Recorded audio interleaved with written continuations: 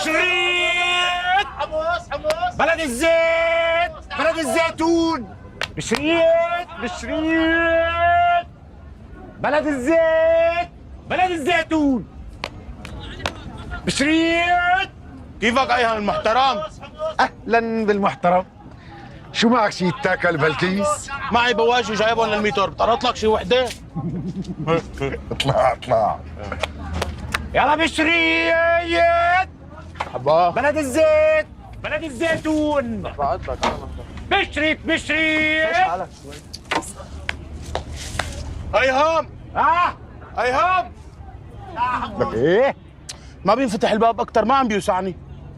لك انت اذا بتزت راسك بالاول لحاله بيزمط جسمك على اعتبار رخويات. خلاص طالعوا محلك، تعال قدام. تعال اطلع. بشريت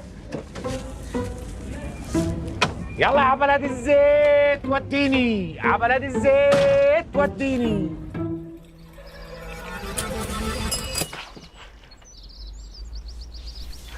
بتعرف شو لك فوفو؟ ما في أحلى من نومة الغدر، لما تكون نعسان بس ما بدك تنام، تجيك النعوسة فجأة بتخفى لك 10 دقايق كأنك غفيان سنة. كويسة، بس بلا هاي فوفو، مشان المرة الجاي ما خليك تنام بلا جمجمة. أنا بس بدي أسألك سؤال، أنت لما أجيت على الضيعة كان عمرك 12 سنة، هي الجحشنة معك يا على صغر ولا إجتك على كبر؟ يعني هي فطرية ولا مكتسبة؟ بعرف، كان في بوادر، من أنا وصغير كانوا يقولوا لي يا جحش.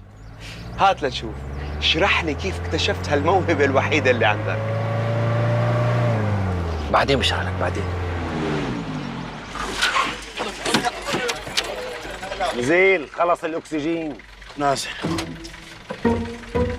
هذا التور مهجن على ديناصور اسمه العلمي عجلوسوروس. كيفكن يا شباب؟ عم بس تعطيني لتر بنزين للميتور؟ إذا معك مصاري ليش لحتى ما أعطيك؟ لا هلا ما معي، برجع بعطيك حقه. هو هذا اللي كان ناقصك. كل العلل اللي فيك ناقصك علة الشحادة. ما عم بقول لك بدي اخذه ببلاش، عم بقول لك بدي ارجع اعطيك حقه. صعب ما عنا. طب ليش بتدين كل زلمه ضيعه واللي ما بتديني؟ ها هدوك زلم بيربطوا من لسانهم. وانا ليش ما بالربط من لساني؟ لأنه لسانك رخو.